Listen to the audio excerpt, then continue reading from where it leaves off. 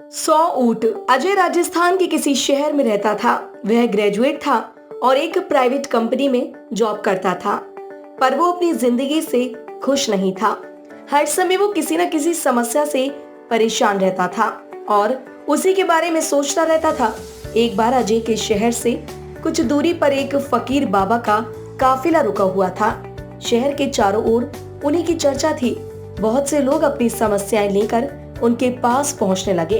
अजय को भी इस बारे में पता चला और उसने भी फकीर बाबा के दर्शन करने का निश्चय किया। छुट्टी के दिन सुबह सुबह ही अजय उनके काफिले तक पहुंचा।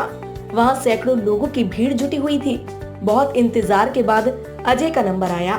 वह बाबा से बोला, बाबा, मैं अपने जीवन से बहुत दुखी हूँ। हर समय समस्याएं मुझे घेरी रहती है।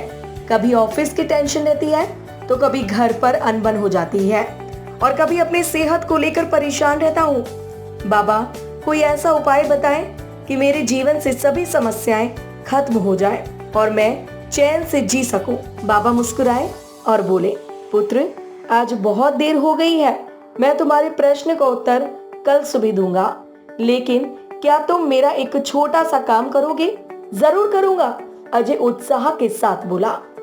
देखो बेटा, तुम्हारे काफिले में 100 ऊंट है और उनकी देखभाल करने वाला आज बीमार पड़ गया है। मैं चाहता हूँ कि आज रात तुम उनका ख्याल रखो और जब 100 के 100 ऊंट बैठ जाए तो तुम भी सो जाना। ऐसा कहते हुए बाबा अपने तंबू में चले गए। अगली सुबह बाबा अजय से मिले और पूछा, कहो बेटा, नींद अच्छी आई? कहाँ बाबा, मैं तो एक पल भी नहीं सो पाया। मैंने बहुत कोशिश की पर मैं सभी ऊँटों को नहीं बैठा पाया। कोई ना कोई ऊँट खड़ा हो ही जाता। अजय दुखी होते हुए बोला, मैं जानता था यही होगा। आज तक कभी ऐसा नहीं हुआ है कि ये सारे ऊँट एक साथ बैठ जाए। बाबा बोले। अजय नाराजगी के स्वर में बोला, तो फिर आपने मुझसे ऐसा करने को क्यों कहा? बाबा बोले, बेटा, कल रात तुमने क्या अनुभव किया? यही ना कि चाहे कितनी भी कोशिश कर लो, सारे ऊँट एक साथ नहीं बैठ सकते। तुम एक को बैठाओगे तो कहीं और कोई दूसरा खड़ा हो जाएगा। इसी तरह तुम एक समस्या का समाधान करोगे तो किसी कारणवश दूसरी खड़ी हो जाएगी। पुत्र, जब तक जीवन है ये समस्याएं तो बनी ही रहती हैं, कभी कम तो कभी ज्यादा। तो हमें क्या करना चाहिए? अजय ने जिज्ञासावश पूछा। इन समस्याओं के बावजूद जीवन का आनंद लेना सीखो। कल रात क्या हुआ? कई ऊंट रात होते होते खुद ही बैठ गए। कई तुमने अपने प्रयास से बैठा दिए, पर बहुत से ऊंट तुम्हारे प्रयास के बाद भी नहीं बैठे।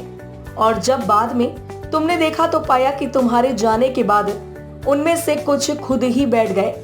कुछ समझे? समस्याएं भी ऐसी ही होती हैं।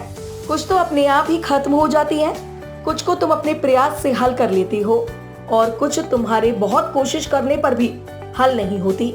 ऐसी समस्याओं को समय पर छोड़ दो।